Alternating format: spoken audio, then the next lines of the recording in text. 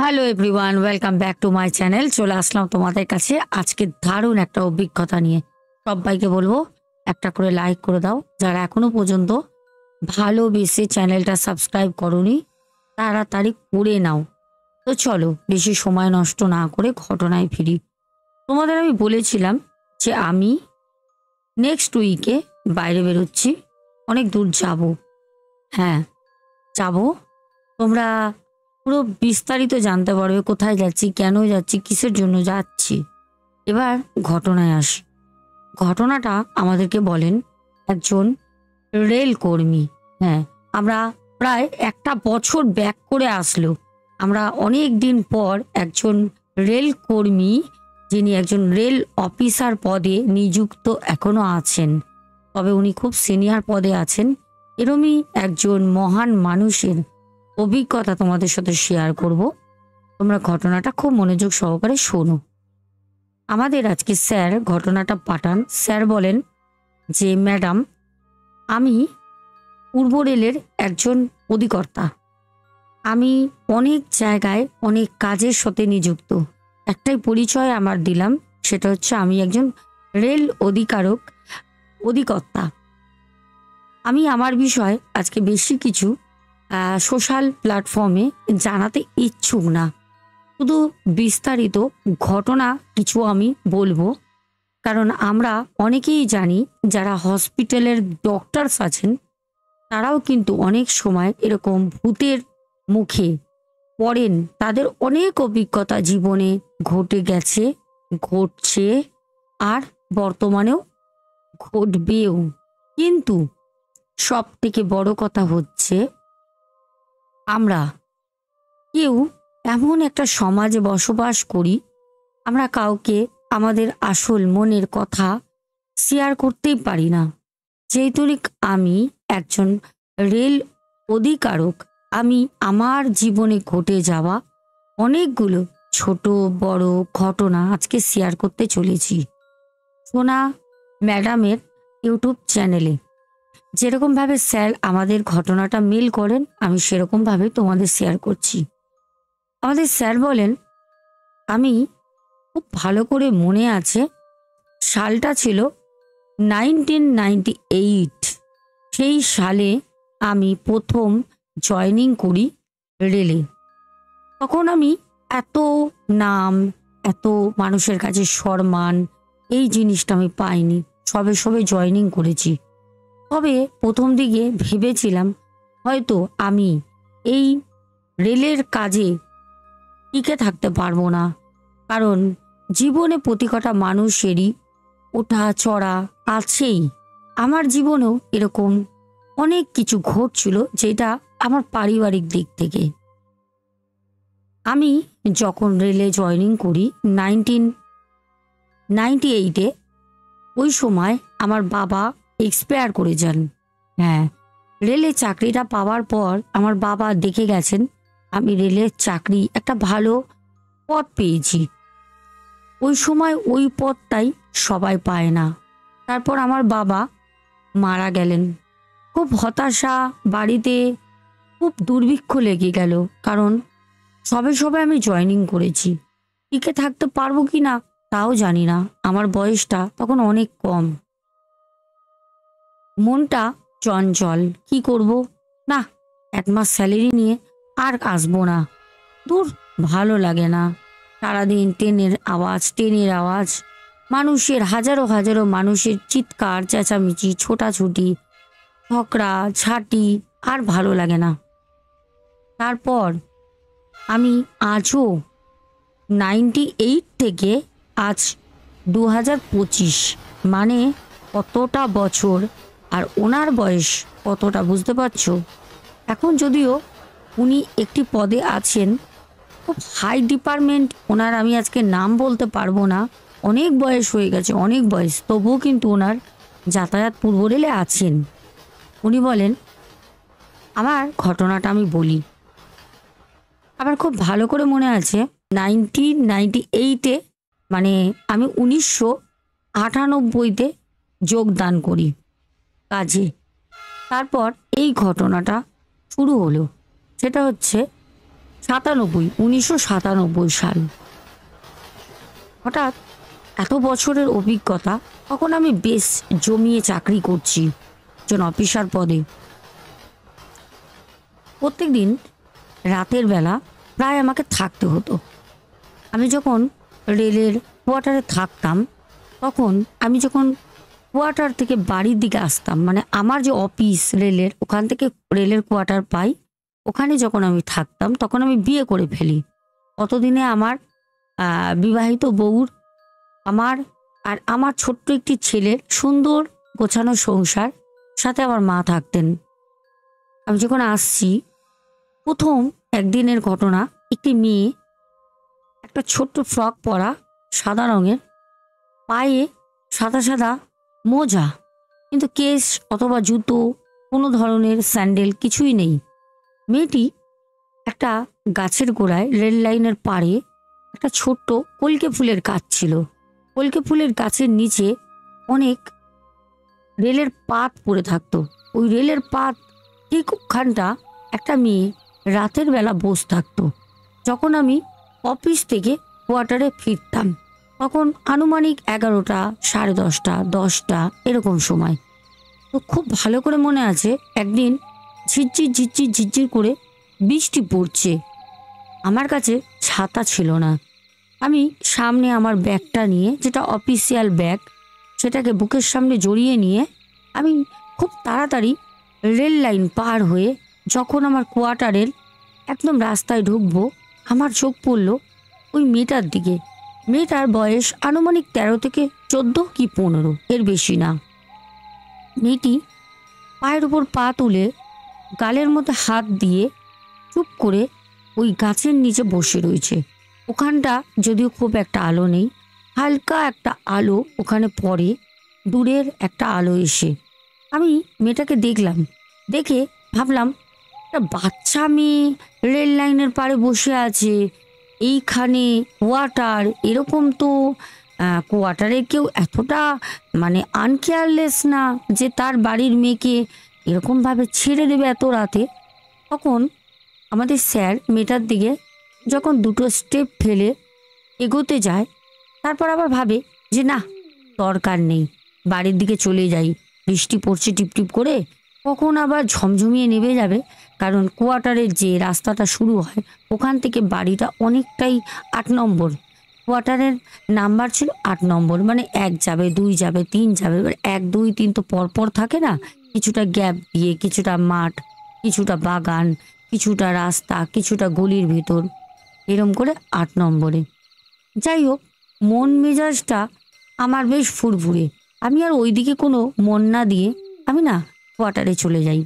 আমার মিসেস আমাকে দেখে বললেন যে, এত দেরি হলো কেন আজকে? বাইরে বৃষ্টি পড়ছে, বেশ ভয় লাগছিল, এত দেরি করে আসলে? আমি তখন বললাম, আরে না, আসলে বলো না, একটু দেরি হয়ে গেছে। ভাবলাম বলি, আবার ভাবলাম মা তো অসুস্থ, প্রায় মা বাড়িতেই থাকেন, আমার মিসেস এই দিক ওই দিক ছুটে বেড়ায়, কোথাও চলে যাচ্ছে কিছু কিনতে, কখনো মার্কেট করতে, কখন বাজার। তো আমি ভাবলাম যে দরকার নেই, গিয়ে আবার ডিস্টার্ব করব, থাক, আহ, আমি, দরকার নেই, আবার যদি বলে ডিস্টার্ব হয়, ভয়, মহিলার মনে ভয় দেওয়াটা উচিত না। তো স্যার ওনার মিসেসকে কিছুই বলেননি। বিগত এরকম করে একটা মাস কেটে যায়। উনি কিন্তু অনেক সময় রাত্রেবেলাও বাড়ি ফিরেছেন 12টার পর, কিন্তু দেখেননি। অনেক সময় বাড়ি ফিরেছেন 9টার দিকে, 8:30টার দিকে, তখনও কিন্তু দেখেননি। কিন্তু সেই দিন উনি জানতেন না অ্যাকচুয়ালি ওটা কি কি বার বা কি তিথি নক্ষত্র, ওনার অত হিসাব নেই। উনি কিন্তু সেই জিনিসটা মাথা দিয়ে পুরো ত্যাগ করে ফেলে। হঠাৎ 1 মাস পর একদিন বাড়ি আসছেন, বেশ বৃষ্টি সেই দিনও পড়ছে, কারণ বর্ষার সময় ছিল তো, বৃষ্টি পড়ছে, ছাতা নিয়ে যেতেন। ছাতা মাথায় নিয়ে উনি যখন ঠিক রেল লাইনটা পার করছে, বলছে পরপর 4টে লাইন, 1, 2, 3, 4, 4টে লাইন যখন উনি পার করছেন, বলে আপনি বিশ্বাস করবেন না, আমি ছাতা নিয়ে যখন একটা একটা করে লাইন পার করছি, আমি কোয়ার্টারে গলিতে আসব, আমার পেছনে আমি বুঝতে পারছি কেউ আসছে, কারণ পাথরের একটা খট করে একবারই শব্দ হয়। তো আমি ভাবলাম নিশ্চয়ই আমার সাথে কেউ আসছে। আর রেল কোয়ার্টারে সবাই রেলকর্মী। তো আমি ভাবলাম হয়তো চেনা জানা কেউ হবে। আমি খুব তাড়াতাড়ি করে রেল লাইনটা পার হয়ে যাই, কারণ রেল লাইনের মধ্যে দাঁড়িয়ে দেখব এটা করাটা উচিত না, বিপদ ঘটতেই পারে। আমি ওই 4টে রেল লাইন ক্রস করে গিয়ে আমি ওই আমাদের কোয়ার্টারের ঠিক রেল কোয়ার্টারের যে গলির মুখটা ওইখানটা দাঁড়িয়ে আমি পেছনে তাকাই। আমি পেছনে তাকাতেই দেখলাম একটা ঝলক, সেই মেয়েটা, একটা ঝলক আমি দেখলাম সেই মেয়েটা রেল লাইনের মধ্যে, মানে রেল ট্র্যাকের মধ্যে মেয়েটা দাঁড়িয়ে রয়েছে। আমি দেখতে দেখতেই মেয়েটা না ভ্যানিশ হয়ে গেল। আমার গাটা না হঠাৎ কাঁটা দিয়ে উঠলো, কাঁটা দিয়ে উঠলো। কারণ আমি তখন ভাবলাম, আরে যদিও মানুষ হতো তাহলে অবশ্যই ও পার হতো আমার সাথে।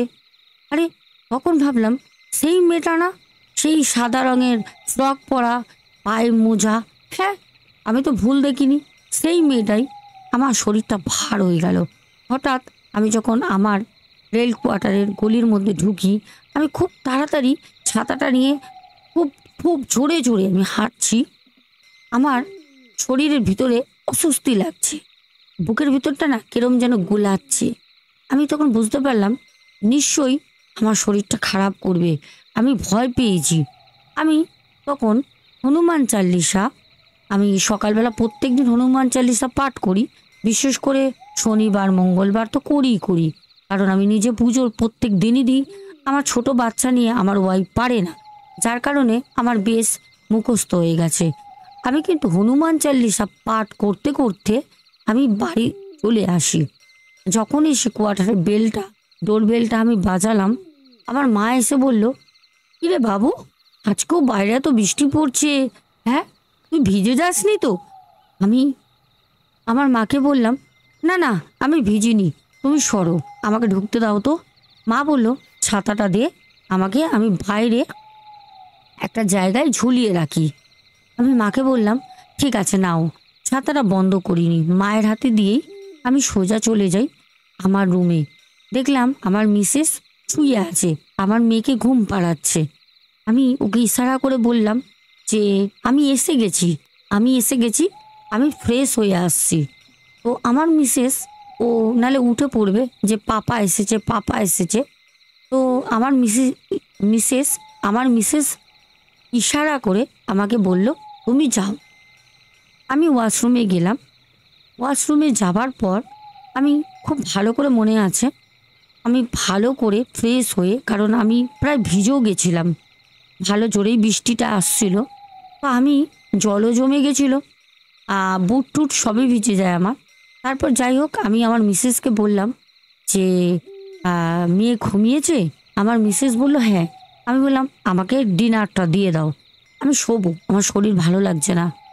তো আমাকে ডিনার দেয়, ডিনার খাচ্ছি। আমার মিসেস আমাকে বলল যে আজকে আমিও ডিনার করিনি। আমি বললাম এত রাত পর্যন্ত বসে থাকো কেন? মা তো খেয়ে নেয়, মায়ের সাথে খেয়ে নিতে পারো। বলছে না, আমি খেলে মেয়েকে কে ধরবে, কারণ মায়ের বয়স হয়েছে তো, মা পারে না, মেয়েটা বড় দুষ্টু। তো আমার মিসেস, আমি একই টেবিলে বসে খাচ্ছি। হঠাৎ আমার মিসেস আমাকে বলল, আমার মিসেস বলল, একটা কথা বলবো তোমাকে। আমি আমার মিসেসকে বললাম, হোয়াই নট, কথা বলবে তার জন্য অনুমতি নিচ্ছ? কি হয়েছে? আমাকে তখন আমার মিসেস বলল, জানো তো আমাদের পাশের কোয়ার্টারের লক্ষণদা আমাকে একটা কথা বলেছে, আর তোমাকে সাবধান করে দিতে। আমি বললাম কি হয়েছে, কি কথা? আমাকে তখন আমার মিসেস যেটা বলল, আমি না অবাক হয়ে গেলাম শুনে। তখন আমার মিসেস আমাকে বলল, জানো লক্ষণদা যখন রাতের বেলা বাড়ি ফেরে, বলে উনি নাকি 3 দিন একটা মেয়েকে কলকে গাছের তলায় বসে থাকতে দেখেছে। আমি বললাম, ইয়েস, এইটাই তো আমি কদিন ধরে ভাবছি, তোমাকে বলবো কি বলবো না। আসলে তুমি তো ইভিনিংয়ে একটু বাইরে বেরো, যদি পাছে না বেরো। আমাকে আমার মিসেস হেঁটে বলল, তুমি বলনি, আমি তো তোমার আগেই জানি, প্রায় সপ্তাহখানেক হয়ে গেল লক্ষণদা বলেছিল আমি ভুলে গেছিলাম। লক্ষণদা আজকে বাড়ি বয়ে এসে বলে গেছে সাবধান করতে তোমাকে। আমি বললাম, কি বিষয় বলো তো, কি হয়েছে লক্ষণদার সাথে? বলল, লক্ষণদা বাড়ি ফিরতো এরকম সময় একটা মেয়েকে দেখে ওই কলকে গাছের নিচে রেলের পাড়ে একদম বসে আছে। তা দূর থেকে গিয়ে একটা মেয়ে, হট করে তো কাছে যাওয়া যায় না, দূর থেকেই গিয়ে আর লক্ষণদা মেয়েটাকে বলে, এই মেয়ে, তুমি কে, এখানে বসে আছো? এই তুমি রাতের বেলা বসে রয়েছো আর মশার কামড় লাগছে না, মশা লাগছে না? এইসব নাকি মেয়েটাকে বলে। বলে লক্ষণদা যা দেখে, লক্ষণদার রীতিমতো ভয় এখনো রয়েছে। তুমি লক্ষণদার সাথে কথা বললেও জানতে পারবে। তখন স্যার বলেন, কি বিষয় তুমি আমাকে বলো।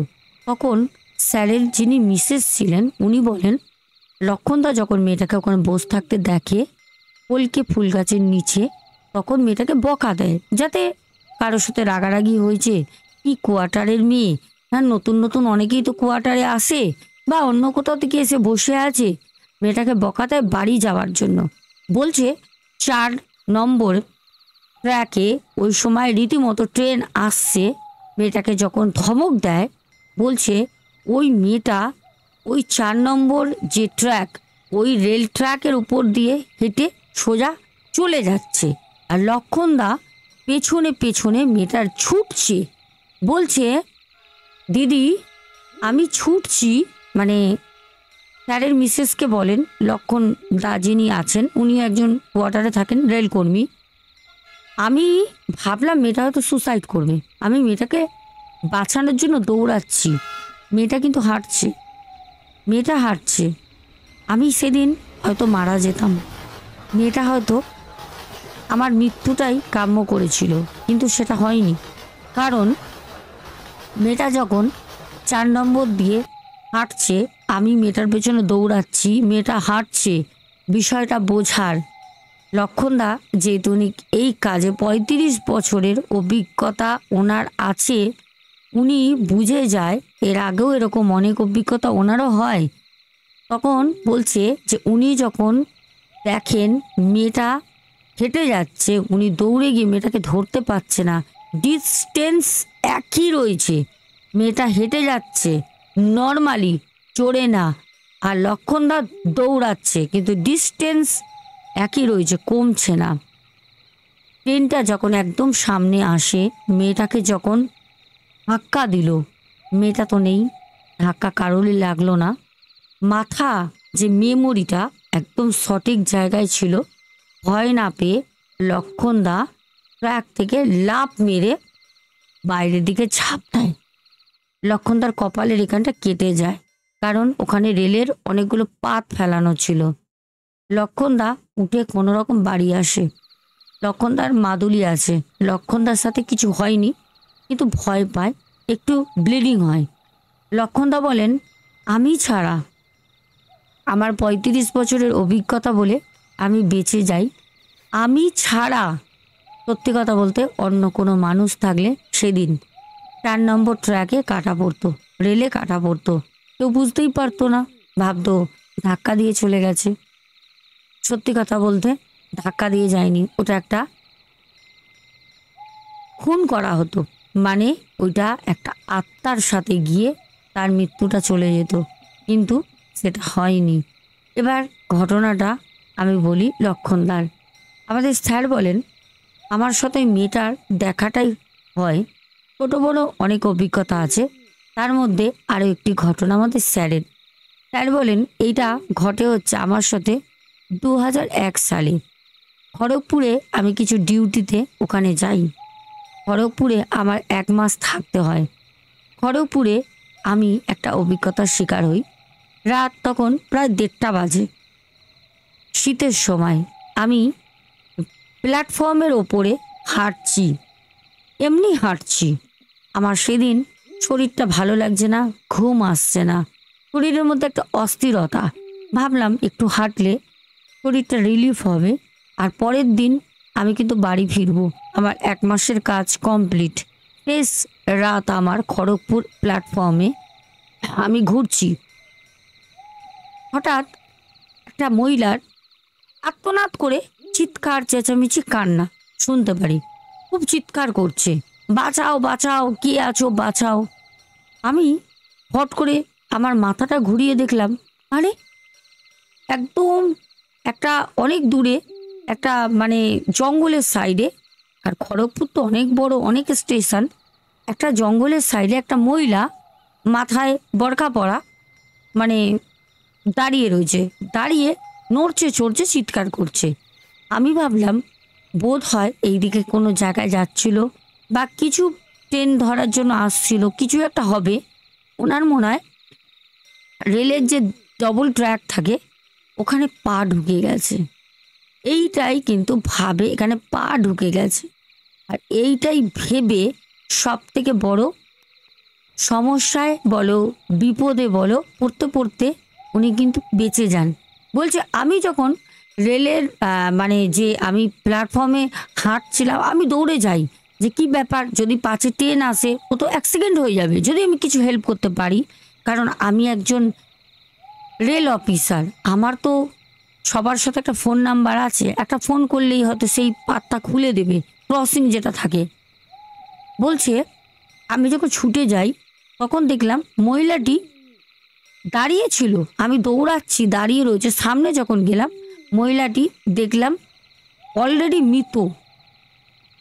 আমি দেখি ওনার পা বা পাটা রেল ট্র্যাকের মধ্যে অলরেডি অনেক দূরে পড়ে আছে। হ্যাঁ, আলোতে পরিষ্কার দেখতে পাচ্ছি। আমি না মাথায় হাত, কি করে হলো, কি করে হলো, ট্রেন তো যায়নি, যে ট্রেন কেটে দিয়ে চলে গেছে, ট্রেন তো যায়নি, আমি তো এখানেই ছিলাম, এখন তো পুরো 1:30 বাজে ফাঁকা, ট্রেন আসবে 2:45-এ, ওখান থেকে তো মেলগুলো যায়, ট্রেন তো এখন যায়নি। উনি যদি ট্রেন চলে যেত তাহলে উনি উঠে দাঁড়িয়ে কি করে এতক্ষণ ধরে চিৎকার করতো? একটা মানুষের পা কেটে গেলে সে এরকম বাঁচাও বাঁচাও কি করে চিৎকার করতে পারে? আমি বিষয়টা বুঝলাম না। আমি মাথায় হাত দিয়ে কিছুক্ষণ দাঁড়ালাম, ফোনটা করতে যাব, সাথে সাথে আমার পেছন দিয়ে আমাকে এসে বলল, ভাই আমাকে একটু জল দেবে, আমার জল তেষ্টা পেয়েছে। ঠিক এরকম একটা ভারী ভারী কাঁপা কাঁপা গলায় আমাকে বলতে, আমি না পেছন ঘুরে দেখলাম, আরে বরকা পরা একজন মহিলা, যেরকম সামনে মহিলাটা পড়ে আছে ওই রকমই একজন মহিলা আমার পেছনে দাঁড়িয়ে আমার কাছে কাঁপা কাঁপা গলায় জল চাইছে। ভাই আমাকে একটু জল খাওয়াবে? আমি না আর কোনো রকম ওখানে দাঁড়িয়ে সময় নষ্ট করিনি, সোজা প্ল্যাটফর্মের উপরে উঠে যাই। ছুটতে ছুটতে আমি চলে আসি আমাদের টিকিট কাউন্টারে। টিকিট কাউন্টারে তখন রাতের বেলা সবাই ঘুমায়। আমি ওদেরকে ডাকলাম, জাগালাম, উঠালাম। ওরা বললো, স্যার কি হয়েছে?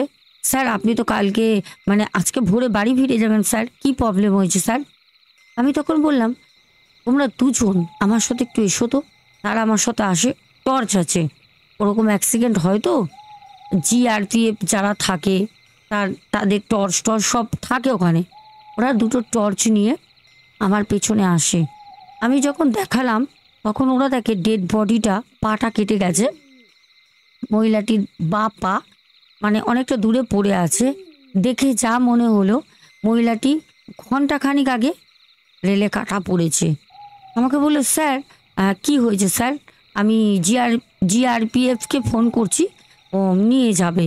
আমি বললাম, সে তো করবে বুঝলাম, কিন্তু আমার সাথে এরম হলো, জল ছেড়েছে আমি সেটাও বললাম। তখন তারা বললো, স্যার আমরা তো জানি স্যার, অনেক কিছুই তো ঘটে স্যার, আমরা নিজের চোখেও প্ল্যাটফর্মে অনেক সময় মাথা কাটা ঘুরতে দেখি, রেল ট্র্যাক দিয়েও মাথা কাটা যাচ্ছে দেখি, অনেক কিছু দেখতে পারি, দেখে আবার চোখের নিমিষে ভ্যানিশ হয়ে যায়। আমরা তো অনেক কিছু জানি স্যার, তাকে বলবো স্যার, আপনি যেটা বলছেন বাস্তব কথাই বলছেন। আমি তখন বললাম, ঠিক আছে তোমরা জিআরপিএফকে ফোন করো, তোমরা ব্যবস্থা করো, আমি কোয়ার্টারে যাচ্ছি, আমার সকালে বাড়ি ফিরতে হবে, ট্রেন আছে। আমি বলে কোয়ার্টারে চলে যাই। আমার সাথে কোনো রকম কিছু হয়নি, কারণ অনেক রেলে কাটা দেখেছি, বলতে পারবো না কয়েক হাজার রেলে কাটা সুসাইড, কানে হেডফোন দিয়ে রেল লাইন ক্রস করছে, চোখের সামনেও এরকম হয়েছে, চিৎকার করে বললেও তারা শোনে না, খুব খারাপ লাগে, বাঁচাতে পারি না। ভাই রে ট্রেন আসছে। ওই ভাই মত্ত কার সাথে বক বক বক বক করছে, ভাই জীবনটা চলে গেল। এরকম অনেক দেখেছি, হাজারো হাজারো ট্রেনে কাটা সুসাইড দেখেছি। যাই হোক, রেল আধিকারিক স্যার একজন ঘটনাটা পাঠিয়েছিলেন, একদম সত্য একটি রিয়েল স্টোরি।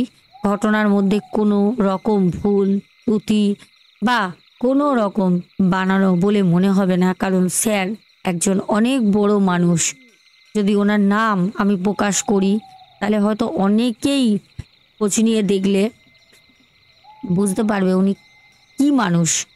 আর যারা রেলের আশেপাশে রিলেট করো তারা তো বুঝেই যাবে যে উনি কে। ওই জন্য আজকে ওনার নামটা বললাম না। তো চলো কমেন্ট পড়ি। আর হ্যাঁ, আজকে একটা প্রশ্ন থাকবে। প্রশ্নটা হচ্ছে, আমাদের যে স্যার, ওনার বাবা কত সালে মারা যান? ওই সালেই কিন্তু উনি চাকরিতে জয়েন করেছিলেন রেলের। একটাই প্রশ্ন, উত্তর দিও। এবার তোমাদের কমেন্ট পড়বো, চলো।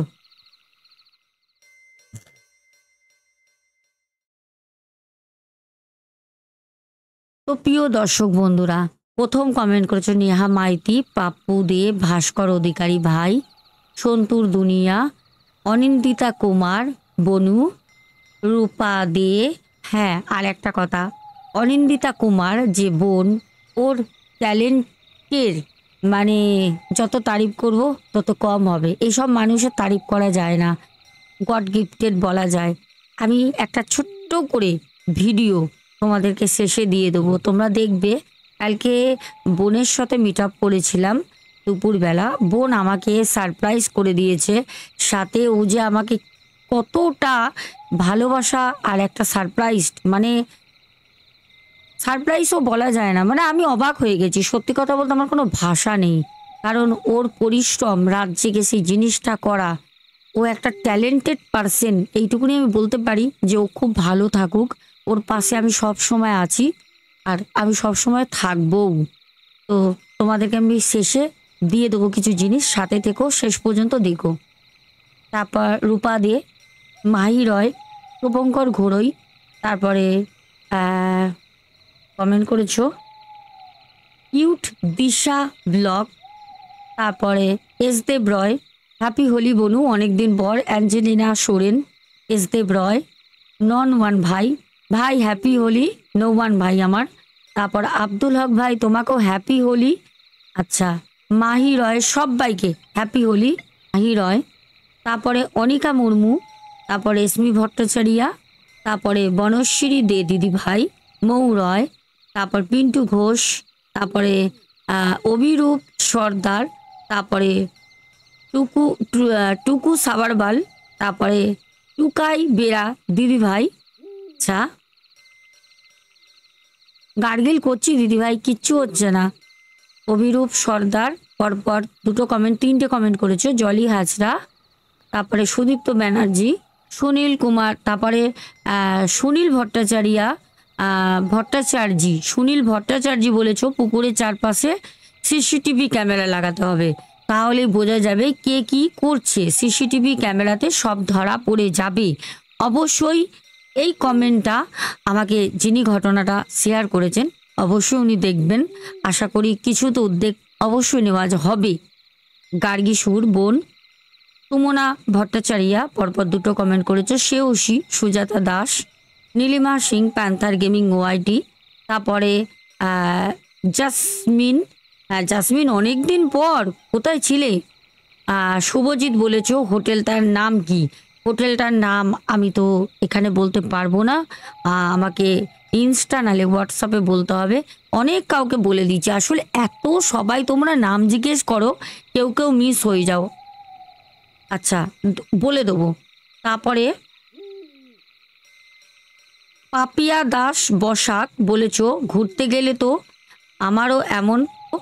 আমরাও এমন হোটেল খুঁজে পেতে পারি, তাই প্লিজ পুরীর যে হোটেলগুলোতে এমন হন্টেড সেগুলোর নাম বলবে। শুধু স্টোরি শুনে কি হবে, যাতে অন্যরাও প্রবলেমে না পড়ে সেটার ব্যবস্থা করে দাও। অবশ্যই তার জন্য তোমাকে পার্সোনালি তোমাদের জানতে হবে, মেসেজ করে ডিএম করো আমাকে পার্সোনালি। আমি একজন ক্রিয়েটার, আমি কারোর পেতে লাথি মারতে তো পারবো না।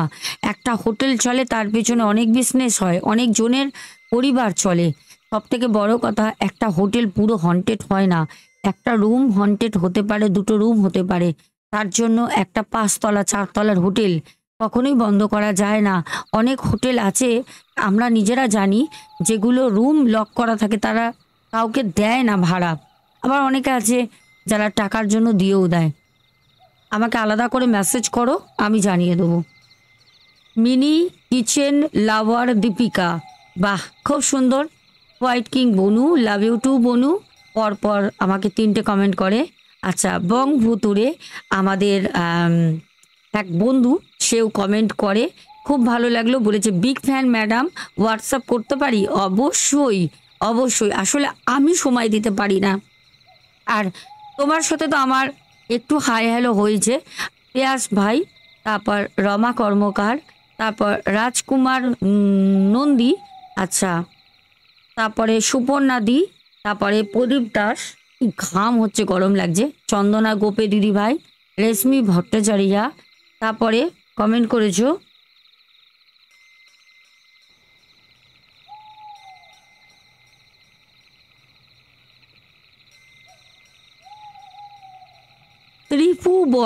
ত্রিপুবন বিশ্বাস, বাহ দারুণ নাম তো। দিদি আমি খুব প্রবলেমে আছি। আচ্ছা, আমার নাম্বারটা কিন্তু প্রত্যেকটা ঘটনার কমেন্ট বক্সে দেখবে ওপরে দেওয়া থাকে, পিন কমেন্ট করা থাকে। আমাকে নাম্বারে হোয়াটসঅ্যাপ করো, কেউ কল করলে পাবে না, হোয়াটসঅ্যাপ করতে হবে, কল করবে না। সুজাতা সাউ পরপর 2টো কমেন্ট করে। মধুমিতা মাইটি, তারপর নন্দিতা সিং, সঙ্গীতা দিদি ভাই, কৌশিকী ঘোষ, কিষাণু মান্না, সোমা দাস পরিবার থেকে পায়েল মণ্ডল, গৌরী দে, রেশমি ভট্টাচার্যা, সবাইকে অনেক অনেক ভালোবাসা। অবশ্যই এখন দেখো বোনের কিছু ক্যারামতি, ও কতটা সুন্দর ম্যাজিক করে, ও একটা ট্যালেন্টেড পারসন।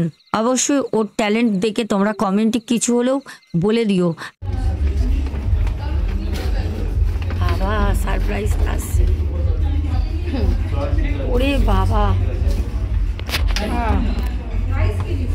এখানে থাক, দেখি মুখটা, এটা আমার বড় মা। ও মাই গড, ওর কি হবে জানি না, আমার তো অপূর্ব অপূর্ব। আমি তো একদম ঘরে সুন্দর করে হ্যাঁ, তোমার মুখটা এসছে কিনা আমি জানি না, আমি চেষ্টা করি। আট আমার বড় মাটা কিন্তু দেখা রে, অপূর্ব মানুষটাকে একটু দেখাই।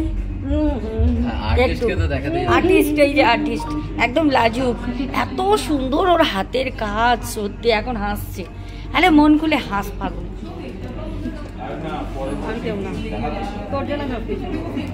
আরে পাগল বলে তোর জন্য সবকিছু, ভগবান কারোর সাথে এমনি এমনি যোগাযোগ করে না জানিস।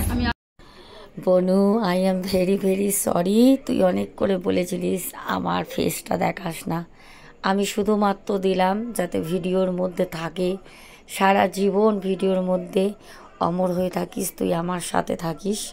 আমিও তোকে খুব ভালোবাসি, তুই খুব ভালো একটা মেয়ে, আর সারা জীবন ভালো। আমি জানি অবশ্যই বলবে। আজকের মতো love you all, good night, চলো টাটা।